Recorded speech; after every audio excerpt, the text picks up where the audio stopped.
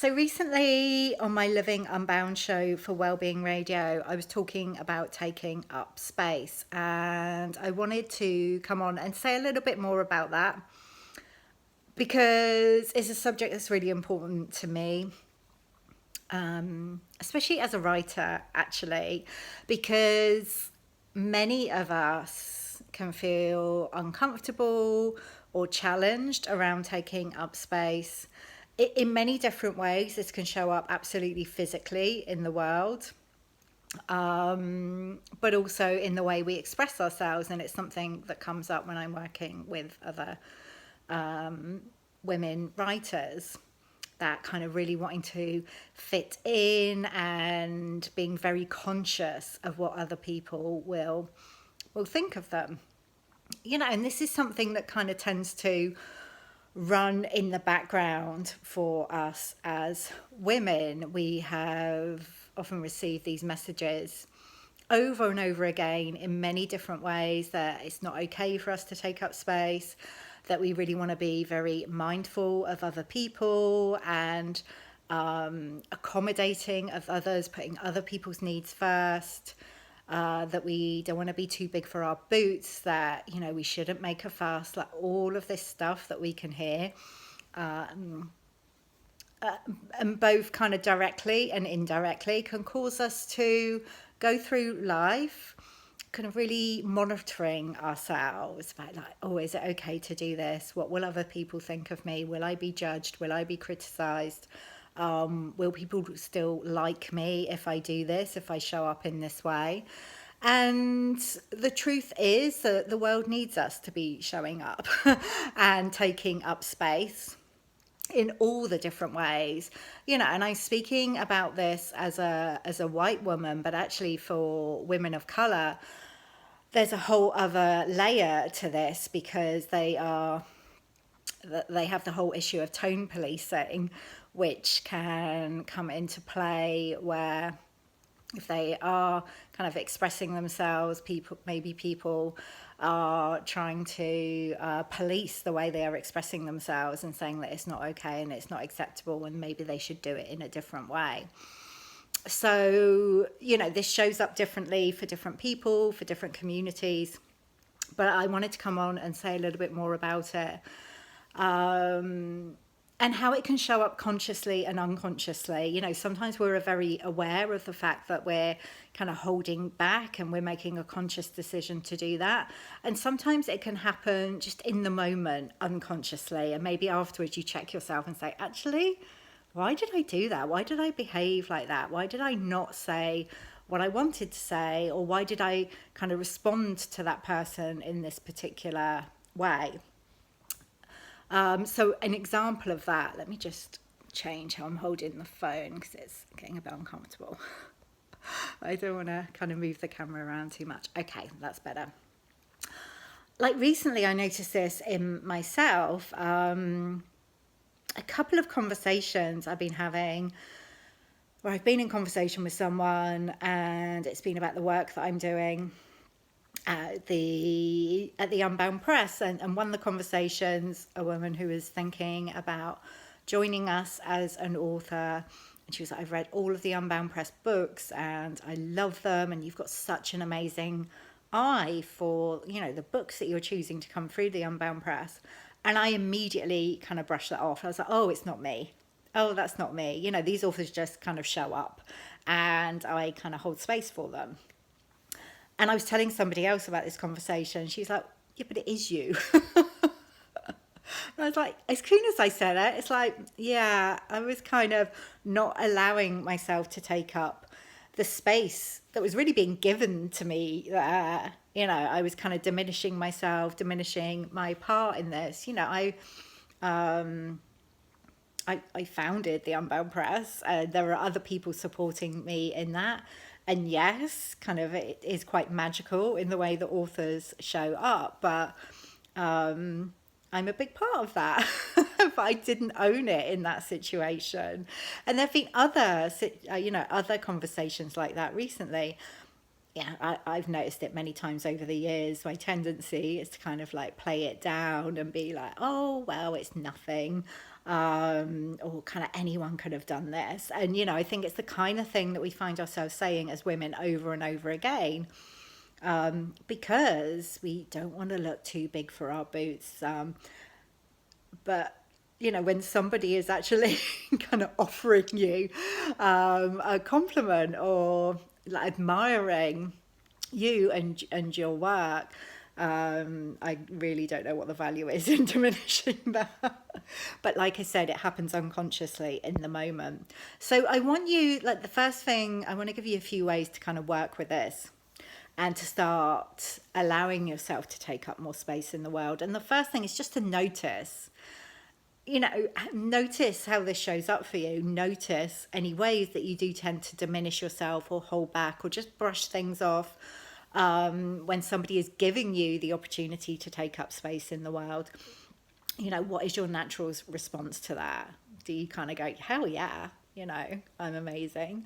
Or just, you know, simply accept a compliment and show gratitude for that? Or do you just kind of brush it off? How is that for you? When you go into a situation, are you happy to take up space, or do you find yourself on the edges of conversations, of meetings, of gatherings? And that's whether it's online or in person. Just noticing. This is not about judging yourself, and it's not about having to go into situations or conversations and kind of be really extroverted and be like, wait, look at me. You know, it's not about that, but just noticing what your natural tendencies are and whether you are holding back and diminishing yourself, diminishing the magical being that you are and what you bring to the world. And being curious about that. You know, if you notice yourself doing it, then asking the question, okay, what is it? What do I get out of holding back in that way? You know, what do I get out of diminishing myself? And I wonder if I could start to do things differently and begin to like take up space in the world. Okay, so that's the first thing. The second thing to notice is when you are judging other, particularly women, for taking up space in the world. So very often we kind of may not notice this in ourselves because it's an unconscious pattern. It's something we do without even noticing it. But you may find yourself like seeing other women taking up space in different ways and slipping into judgment or criticism. You know, that whole who does she think she is? Very often, like when we're thinking about expressing ourselves, putting something out into the world, we can have this question come up. Yeah, but what if people think, like, who does she think she is? Now, very often when the women that I'm working with are thinking about writing a book, one of the fears that can come up will be like, well, yeah, but people think, who do I think I am to be writing this book? And very often we can find ourselves thinking that about other women, or feeling frustrated or resentful that another woman is taking up space. And it's probably not something you really want to admit, even to yourself.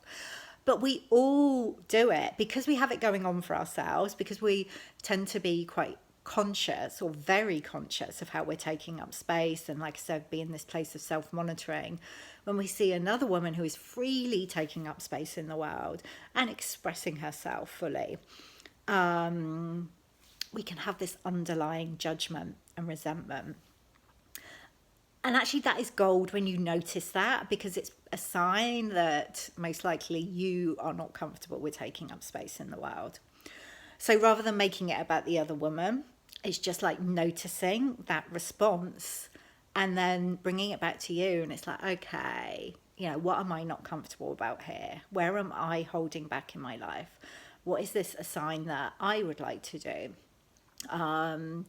Where is this showing me that I would like to take up some more space in the world, whether that's physically or expressing myself creatively, or in the conversations that I am having with family or friends or like my partner. Maybe it's around asking for what you want Okay, like, just use it as information of where you're holding back, and start to experiment with doing things differently. Okay, so that's number 2, to notice where this shows up for you in relation to other women. And like I said, there's no shame or judgment there. Kind of, we all do this as we go throughout our days, because we've picked up these messages throughout our lives about kind of good girls don't take up space.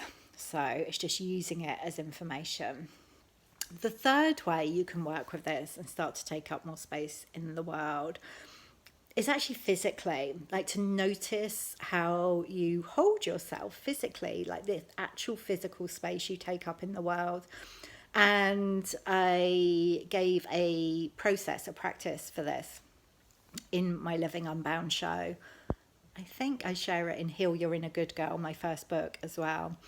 And that is, first of all, to like connect with your inner good girl, and like in your body, just think about, okay, how does my inner good girl take up space in the world? And your inner good girl, in case you don't know, is the part of you that likes to please others, get it right, fit in. So when you're coming from that place, how do you take up space in the world? And actually allow yourself to do that physically. Like maybe you hunch your shoulders, maybe it's kind of head down.